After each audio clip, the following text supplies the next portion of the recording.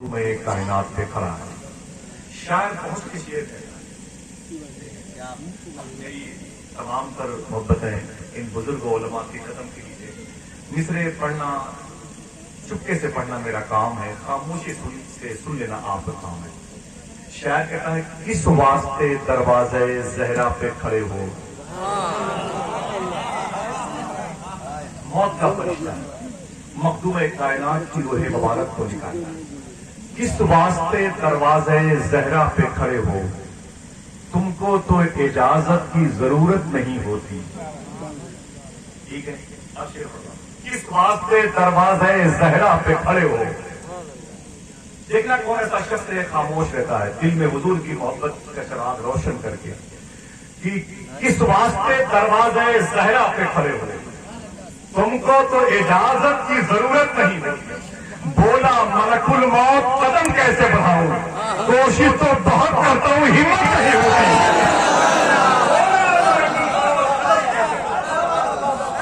بولا ملک الموت قدم کیسے بڑھاؤں، کوشش تو بہت کرتا ہوں ہمت نہیں ہوتی. بولا ملک الموت قدم کیسے بڑھاؤں، کوشش تو بہت کرتا ہوں ہمت نہیں ہوتی. کوشش تو بہت کرتا ہوں ہمت نہیں ہوتی. ان کے بیٹے ہیں امام حسن کے بھائی امام حسین کے بیٹے امام زین العابدین. وادی کربلا میں اونٹ کی ننگی پیٹھ پر ان کو اٹھا کے بخار کی حالت میں جب رسیوں سے جکڑا جانے والا تھا، اس سے پہلے جب ان کے پیروں میں زنجیر باندھی گئی 780 کلومیٹر کوفہ لے جانے کے لیے، 80 کلومیٹر کوفہ اور پھر وہاں سے 950 کلومیٹر دمشق کے قید خانے میں لے کے جانے کی تیاری چل رہی تھی. یزیدیوں نے ان کے پیر میں رسی باندھی. پھر یہ شاعر وہاں پر پہنچا. شعر کہتا ہے، دیکھیں آپ کی ذمہ داری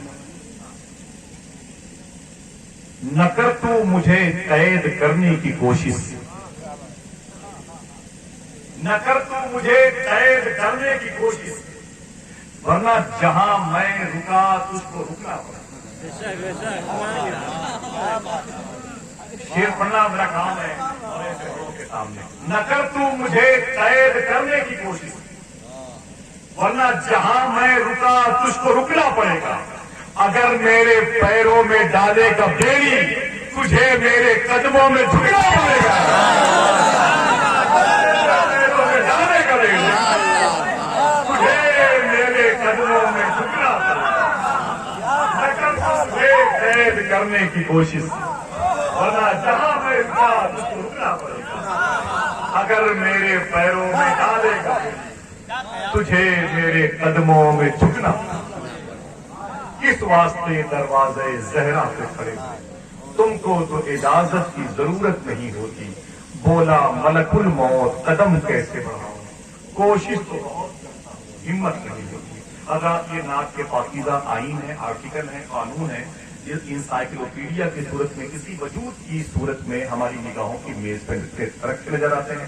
اور ہم جب اس کے قریب پہنچتے ہیں تو پھر مطالعہ شناسی کا ہنر پاتے ہیں. پھر ہماری آنکھیں مسلمان ہوتی ہیں، ہماری سماعتیں مسلمان ہوتی ہیں، ہمارے قلب و جگر مسلمان ہوتے ہیں، ہمارے دست بازو مسلمان ہوتے ہیں. آئیے نعت مصطفیٰ صلی اللہ علیہ وسلم کی مصروں کی رسیوں کے توسل سے حضور کے شہر کی پاکیزہ سرحدوں تک پہنچے.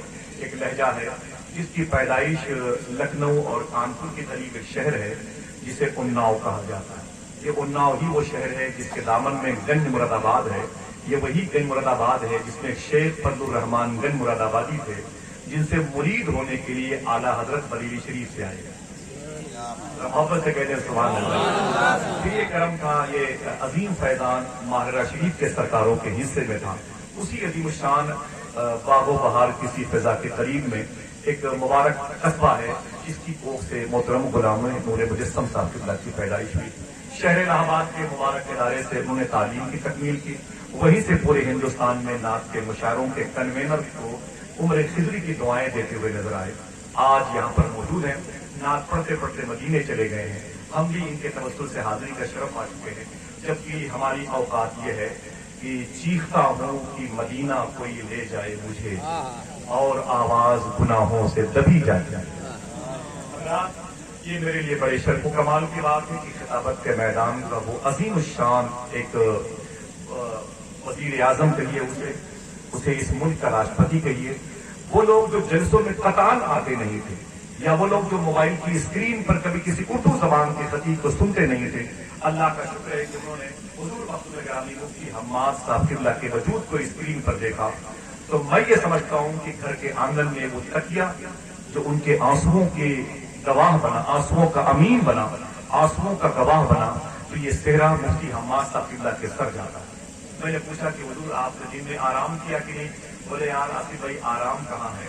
تو مجھے شعر یاد آیا، ایسا نہیں کہ شہر میں کم سن نہیں رہے، بچوں سے کھیلنے کے مگر دن نہیں رہے، شاید کہ ان کے پاؤں میں تل ہے کہ آج تک گھر میں کبھی سکون سے 2 دن نہیں رہے، شاید کہ ان کے پاؤں میں تل ہے کہ آج تک گھر میں کبھی سکون سے 2 دن نہیں رہے۔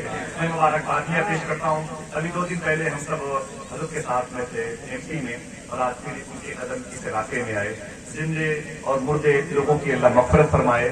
لہجہ غلام نور مجسم کا نعت خوانی کرنے کا شرف اسے حاصل ہے، اور پھر ممتاز بھائی کے بعد کو ایک اور چہل پہل پیدا ہو جاتی ہے، ایک اور طاقت ملتی ہے ایسوں کے بعد پڑھنے میں۔ میں گزارش کروں گا، تشریف لا رہے ہیں، آپ اپنے ہاتھوں کو اٹھائیں، استقبال کر لیں۔ نعرہ تکبیر، نعرہ رسالت، تاجدار مدینہ کانفرنس، فیضان سرکار غوث اعظم، عظمت غریب نواز، فیضان اعلیٰ حضرت۔ کبھی تھکن کے اثر کا پتہ نہیں چلتا، یہ ساتھ ہوں تو سفر کا پتہ نہیں۔